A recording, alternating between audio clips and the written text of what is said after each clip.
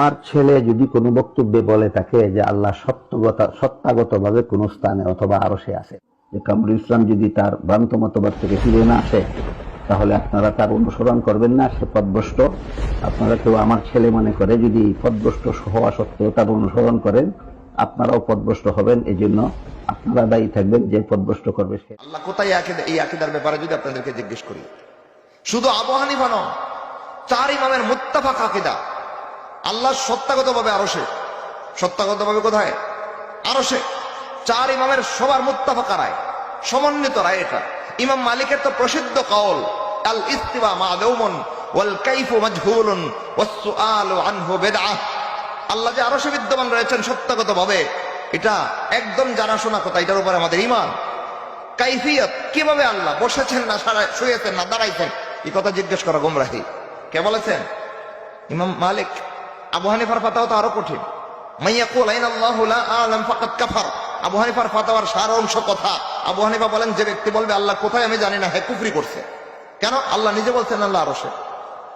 তাহলে আইন আল্লাহ এর মাসালায় আল্লাহ কোথায়, এর মাসালায় সালাফদের আকীদা, আবু হানিফার আকীদা, সাহাবায়ে কেরামের আকীদা, রাসূলের আকীদা, কোরআন সুন্নাত খায়রুল কুরআনের সবার আকীদা তো এক ছিল।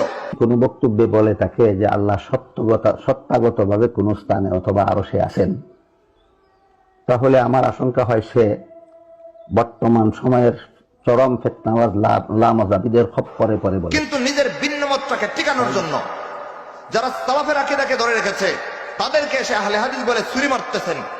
কোন ইসলামের শিক্ষা নিয়ে করতেছেন? আপনার মতো আরো বিভিন্ন জনের মুখে শুনে আমি তাকে সতর্ক করেছি যে এটা আহলে সুন্নাত ওয়াল জামাতের মতবাদ নয়, এটা মুশাব্বিহা মুজাসসিমাদের ভ্রান্ত মতবাদ। কাজেই তুমি যদি না বুঝে এই বক্তব্য দিয়ে থাকো, তাহলে এই বক্তব্য প্রত্যাহার করে তওবা করে আহলে সুন্নাত ওয়াল জামাতের মতবাদে ফিরে আসো। আপনাদেরকে অনুরোধ করে বলবো, তাকে এই কথা বলুন যে তোমার এই বক্তব্য আহলে সুন্নাত ওয়াল জামাতের পক্ষে নয়, এটা মুজাসসিমাদের মুশাব্বিহাদের ভ্রান্ত মতবাদের পক্ষে। কাজেই তুমি তোমার এই মতবাদ প্রত্যাহার করো, এই বক্তব্য প্রত্যাহার করো এবং আহলে সুন্নাত ওয়াল জামাতের সঠিক মতে ফিরে আসো। অগত্যা আল্লাহ না করুন, আমিও সতর্ক করি, আপনারাও সতর্ক করার পরে যদি এই ভ্রান্ত মতবাদ থেকে ফিরে না আসে, তাহলে আপনারা যারা আমার এবং হক্কানি উলামায়ে কেরামের এই দিক নির্দেশন অনুপাতে যারা হক পথে চলেন, হক আকীদা পোষণ করেন, হক পথে চলতে চান, আমি আপনাদেরকে বলবো যে কামরুল ইসলাম যদি তার ভ্রান্ত মতবাদ থেকে ফিরে না আসে, তাহলে আপনারা তার অনুসরণ করবেন না, সে পথভ্রষ্ট।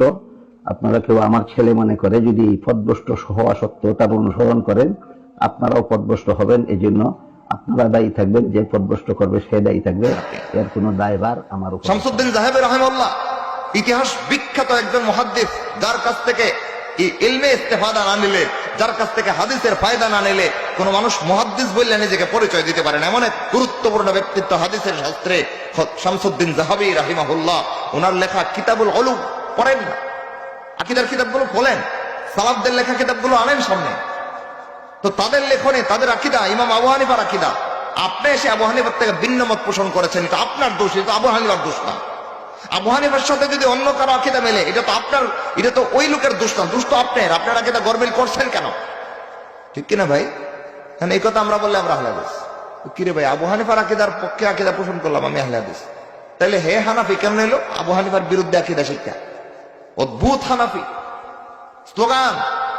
যেরকম ভাবে আমাদের সমাজে এমন বেদাল্লা একদল সুন্নাত পালনকারী আছে, সব সময় আহলে সুন্নাত ওয়াল জামাত শিরোনাম ব্যবহার করে দলের প্রত্যেকটা কার্যক্রমে বেদাতের প্রচলন করে, এইরকম বেদাল্লা একদল হানাফি বের হয়েছে, নামে হানাফি, কাজে কর্মে আবু হানিফার কিচ্ছু নাই। ওই লোকগুলোর সামনে যখন আবু হানিফার মাসলাক মানহাজ পেশ করা হয়, তখন সহ্য হয় না, প্রতিবাদ করার আর কোনো দলিল খুঁজে পায় না, পিছন থেকে জোরে দেয় আহলে হাদিস আহলে হাদিস। আছে না নাই কিছু লোক, ওই লোকগুলো এসে আমাদেরকে সেই মানে আহলে হাদিস হয়ে গেছে।